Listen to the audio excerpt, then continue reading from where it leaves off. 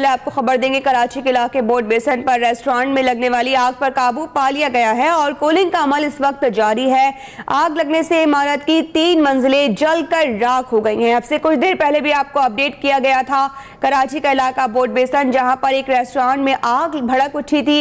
इस आग पर काबू तो पा लिया गया है और इतलात के मुताबिक इस वक्त कूलिंग का अमल भी जारी है, लेकिन आग लगने से इमारत की 3 मंजिलें जलकर राख बन गई हैं। आपको बताते चलें कि 7 फायर टेंडर्स और 1 स्नॉर्कल की मदद से इस आग पर काबू पाया गया। आग की शिद्दत बहुत ज्यादा बताई जा रही थी, धुएं के बादल भी उठते हुए आप देख सकते हैं कि किस तरह से आग भड़की हुई थी।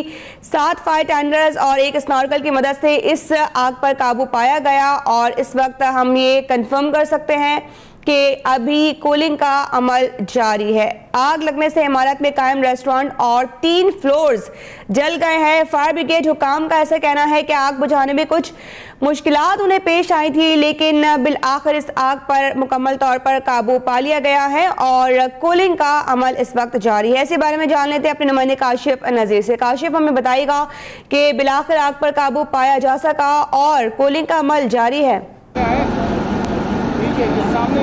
बिल्कुल, यहाँ पर जो इस वक्त फायर ब्रिगेड के जितने अमला काम कर रहे हैं, उनके जो फायर अफसर हैं, उनकी जानिब से बताया गया है कि आग बाकायदा तौर पर बुझा ली गई है। मेरा कैमरामैन मंसूर अगर आपको दिखाए तो मैं आपको सबसे पहले उस रेस्टोरेंट का मंजर दिखाता चलूँ। आप ये मेन बोट बेसन पर है और बोट बेसन सिग्नल से पहले ही रेस्टोरेंट है। 2 एक साथ रेस्टोरेंट हैं जो ग्राउंड फ्लोर पर बने हुए हैं। एक पिज़्ज़ा रेस्टोरेंट है, एक दूसरा कराची का मशहूर चिकन का रेस्टोरेंट है। इसके अलावा ये 3 से 4 फ्लोर हैं जो फायर ब्रिगेड हुकाम चैन से बताया गया कि मेज़ानाइन फ्लोर है और मज़ीद इसके साथ 3 फ्लोर हैं जो इस वक्त इस फ्लोर के अंदर जितना सामान था जलकर खाकसर हो चुका है। जबकि जो सबसे टॉप का फ्लोर है जहां पर इस वक्त स्नार्कल काम कर रही है, उससे भी ऊपर वाला जो फ्लोर है, उस फ्लोर के ऊपर कुछ गाड़ियाँ भी मौजूद थी जो आग लगने से मुतासिर हुई हैं। कुछ गाड़ियाँ जली भी हैं, लेकिन सुबह 8 बजे के करीब इत्तला मिली आग की। ये कहना है फायर फाइटर्स का जो यहाँ पर काम कर रहे हैं, उनकी जानिब से बताया गया कि जिस वक्त 8 बजे के करीब इत्तला मिली तो पहले चूँकि ये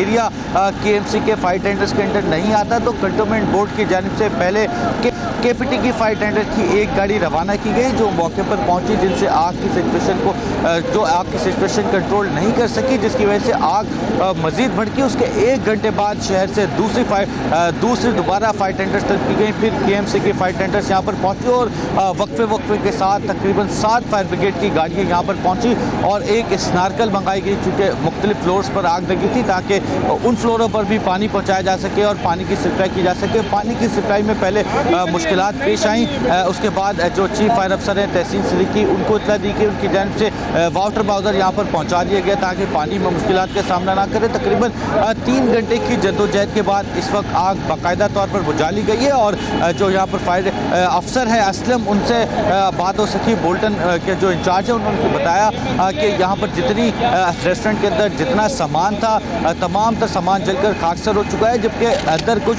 फ्रिज के अंदर कंप्रेसर भी फटा है जिसकी आवाज़ बहुत ज़्यादा तो नहीं आई, लेकिन इसके करीब आवाज़ फैली है, जिससे यहाँ पर जो फायर फाइटर्स यहाँ पर काम कर रहे थे उनको मुश्किलात हुई। जिसके बाद स्नार्कल जब यहाँ पर पहुँची तो स्नार्कल की मदद से अब इस वक्त बाकायदा तौर पर आग बुझा ली गई है। कूलिंग के अमल के लिए तकरीबन 1 घंटे का वक्त मज़ीद दरकार होगा।